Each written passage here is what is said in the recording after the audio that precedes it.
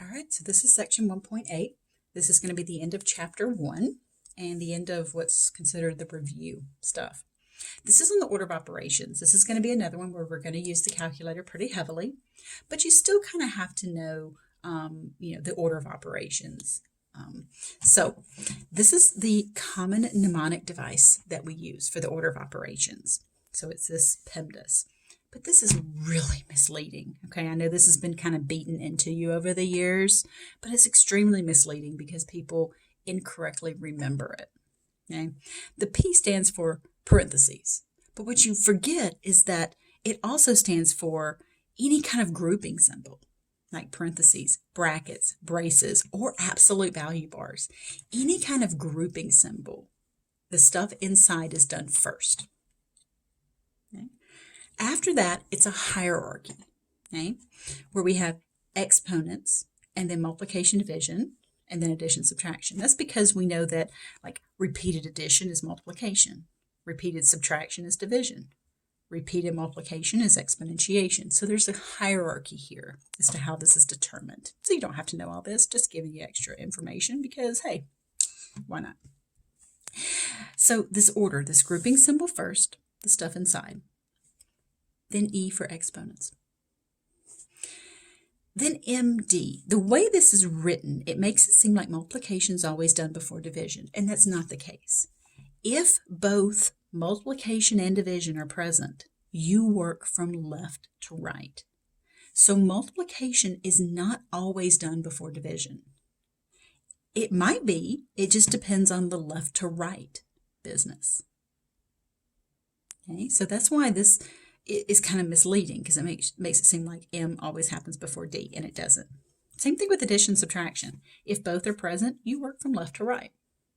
Now, your calculator's programmed with the order of operations. So most of these you'll be able to just put straight in the calculator just like they look. And boom. But you have to remember that you have to put it in the calculator exactly as it looks. The calculator is only as smart as the operator. Okay? That means the calculator is only going to do what you tell it to do. If you type stuff in wrong, you're going to get a wrong answer. All right, so let's start off with this. 10 divided by 2 times 7. This is a perfect example of this being misleading. The multiplication does not happen before the division. If you try to do that, you're going to get 10 divided by 14, which is 10 over 14, or 5/7. Now, here, the order of operation, the guidelines that we use says that if both are present, both multiplication and division are present, you work from left to right. So going from left to right, the division comes first, then multiplication. So doing the division first, we get 5, then multiplying. Your calculator is set up to do this as well. So if we do 10 divided by 2 times 7 all at once, you're going to get that 35. So this order of operation is this agreed upon set of rules that we will all follow so that we all get one answer. All right, so like I said, this is really just going to be an exercise in how well can you use your calculator, for the most part in this section. So example 2, simplify. Now, I am going to kind of show you how you can do this without a calculator as well, just because I know you're dying to know, right? You're like, what if I don't have a calculator? Mainly just to show you.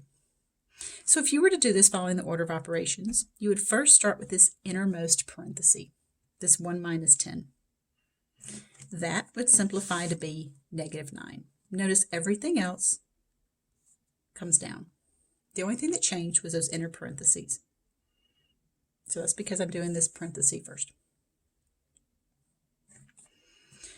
Now, next up, we know that's really multiplication, right? Because of that multiplication right there. That's that parenthesis, means multiplication here. I've done what's inside these parentheses, so now I do what's inside these. My choices inside here is that division and that multiplication. That's not subtraction, that's a negative. Just like before, if you have both that are present, you work from left to right. So I'm going to divide first. 8 divided by 2 is 4. Then I'm going to multiply that by that -9. All this stuff, strugg along, we'll deal with it later. Then I'm going to multiply, get -36. These are still just kind of along for the ride. Now, here I've got negative, a subtraction, and division. So we know the division happens before the subtraction. So that division, 15 divided by 5 is 3. So I got negative 36 minus 3 is negative 39. So that's a long way of going about it, right? Let's just type all this into the calculator from the beginning. So if you wanted to do all this by hand, here it is. So just so you have a greater appreciation of what the calculator can do, right? All right, we need to type all this in exactly as it looks. Do not get lazy and forget parentheses because that changes the problem. Okay, so we have parenthesis, 8 divided by 2, another parenthesis, 1 minus 10, close, close, minus 15 divided by 5. Oops, sorry about that. I got a weird glare here. We get negative 39. Thank goodness. So you can type this in all at once as long as you type it in correctly and you use the correct grouping symbols. Everything's good. You don't have to show any of this work. You know, you're solid. Now, what I've been known to do on like some tests or quizzes is I might ask you like, hey, which one of these operations would you do first if you were to do it by hand? You know, in which case I would want you to say, oh, the 1 minus 10 is the one that we would want to do first. So, but for the most part, it's just going to be just using the calculator. Okay. Now, for this next one, it looks menacing, right? I know it does. I know this thing looks terrible, but we've discussed this before. We are not basing this on looks alone. We are not judging this based on looks. Sure, it's ugly, but it's got a great personality. It's funny. It's smart, right? Now, your calculator doesn't have these brackets, but it's okay. You can just change those to parentheses. Okay? As long as you type this in exactly as it looks and you're really super careful, and don't just skip these and be like, oh, it doesn't have brackets so on the calculator, so I'm just not going to use those. No, those are super important. Just use an extra set of parentheses. All right, here we go.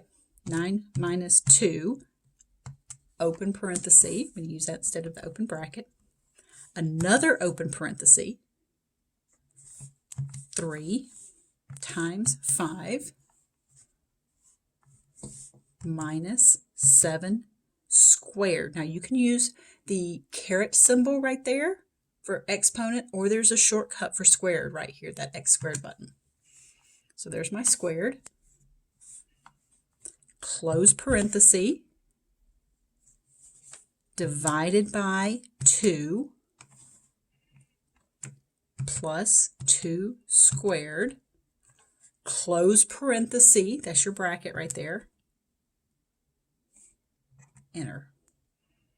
We get 35. So the main thing I need you to do is pause the video, make sure you can type this in and you can get this answer. Because if you can't, if you're having trouble using the calculator, you need to go back and watch the keystrokes that I'm doing, or send me an email and just say, hey, something's not working on my end, to let me know so we can figure out what kind of problems you're having on the calculator. You want to figure these problems out here and not like on a test or a quiz or something.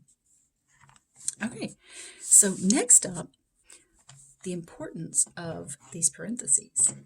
So this negative right here, notice how it's inside the parentheses and it's squared versus outside.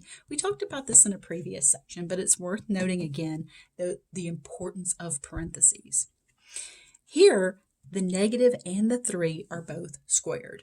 They're both repeated twice. So this is the same as negative 3 times negative 3. The negative and the 3 are both written twice. That multiplies to be a positive 9. Here, this negative is just along for the ride. Only the 3 is repeated. So this one ends up being negative 9. Now, the calculator will confirm that, just in case you doubted me. Boom, look at that. So just to show you, parentheses are important. They will change your answer. And you don't get to play the close enough game. You're like, oh, I had it right. I just missed a sign. Man, if your bank does that to you and they're like, oh, man, I almost had your account right. I just missed a sign. What? That's a big difference. So signs make a big deal. All right. This. Another very ugly looking one, but you have a calculator, so you're not scared. Right? Right. We know that instead of brackets, you're going to use parentheses. And we're going to use the calculator for this. Now, that, you're like, what is that? Those are absolute value bars. Yeah, I know, I just cranked this thing up to 11-teen, didn't I? That's okay. We're going to deal with that separate. So let's just separate this part off for now. And let's just use the calculator on this guy.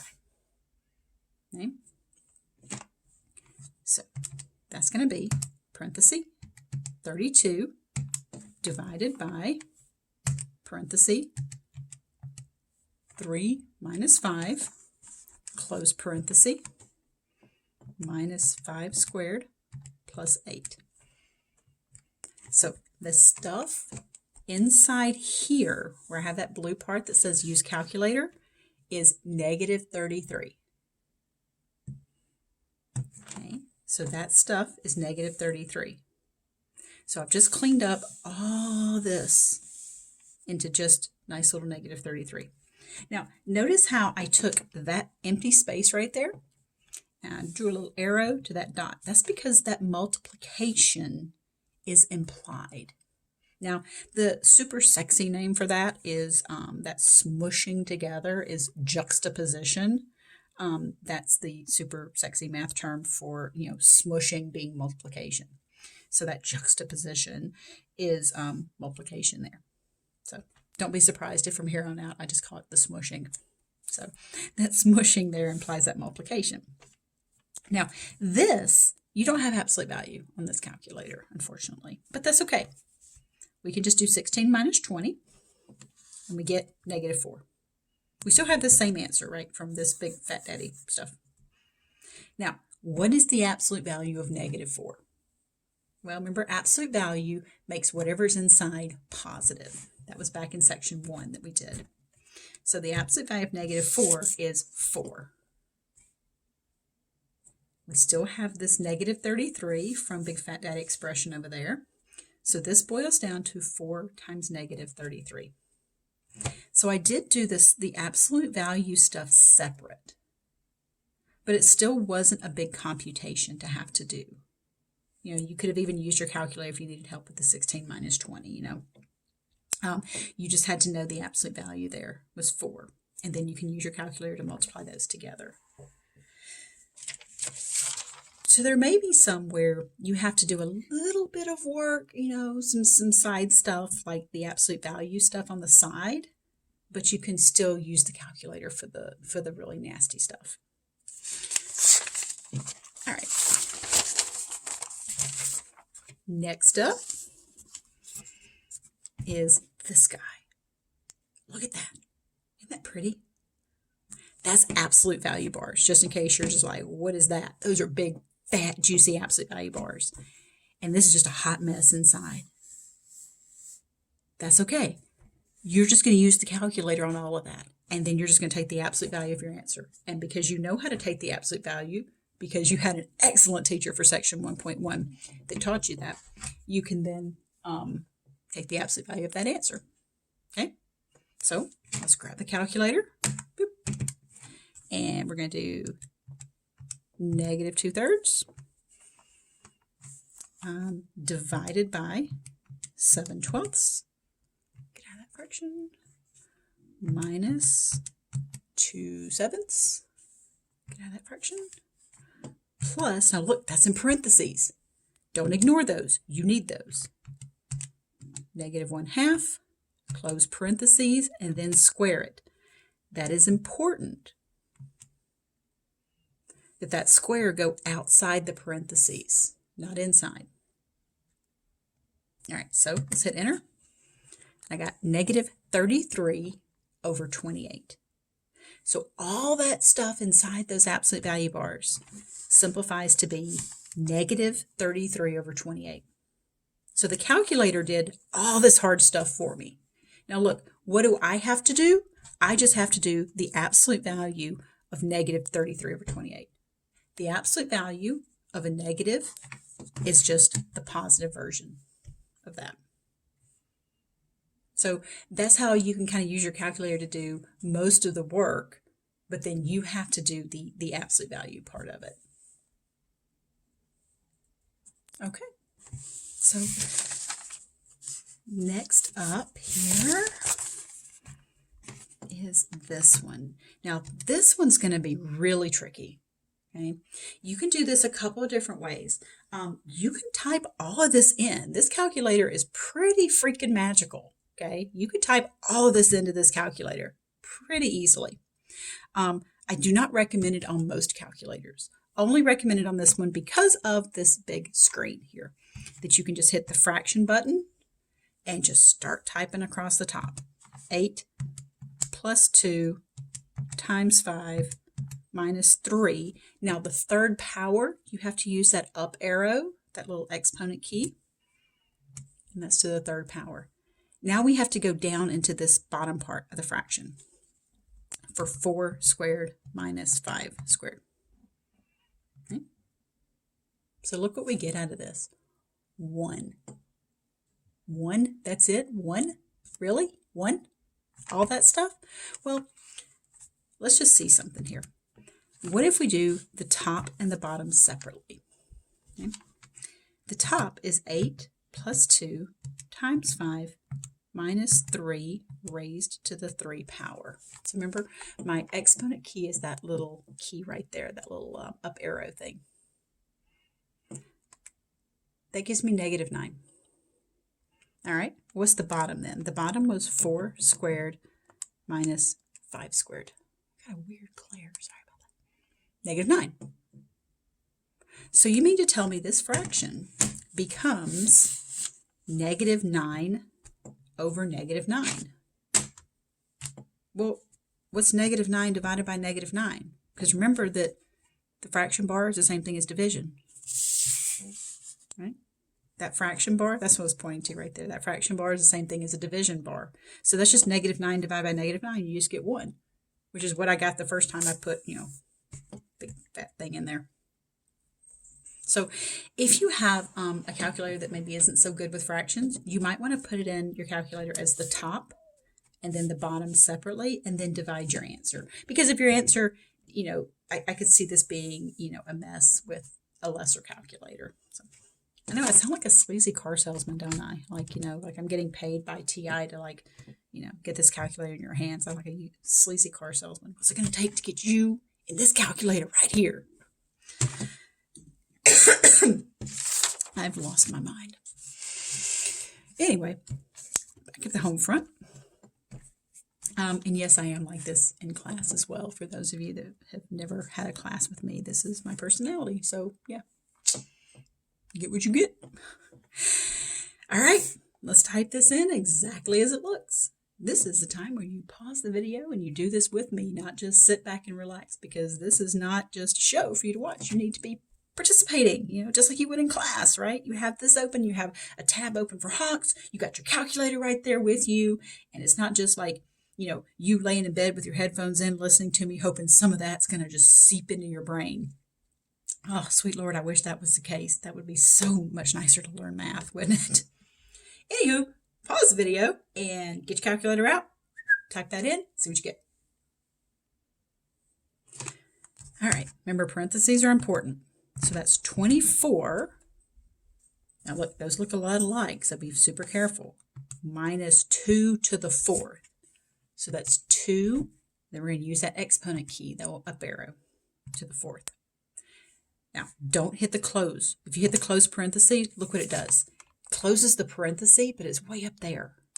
So delete is your backspace. So you see how that little thing is flashing for you to go to the right? So you hit the right arrow, and it brings you down out of the exponent. Then you can close off the parenthesis. All right, plus 6. And then we have another parenthesis over here. 3 minus 5. close parenthesis, divided by, open parenthesis, 3 squared minus 9, close parenthesis. All right, we got a divide by 0 error. Did we do something wrong? No. Remember, a syntax error means that you type something in the calculator doesn't understand. This is telling you that it can't do this operation because of division by 0. Let's look closely at what happens here, because the answer is undefined. But let's look really closely at why. And it happens right here. Look, what's 3 to the second power? Well, that's 9. And 9 minus 9 is 0. So right here is where the dividing by 0 is happening. So that's where it's breaking bad for us. So we get an undefined answer. So if you get that division by 0 error, okay, that means that your answer is going to be undefined. So when you're doing these in Hawks, it usually will have a little box for your answer, and it might have a little circle off to the side that says undefined, that you just select that one if it happens to be, one like this. So, all right, well, that concludes section 1-8 for us.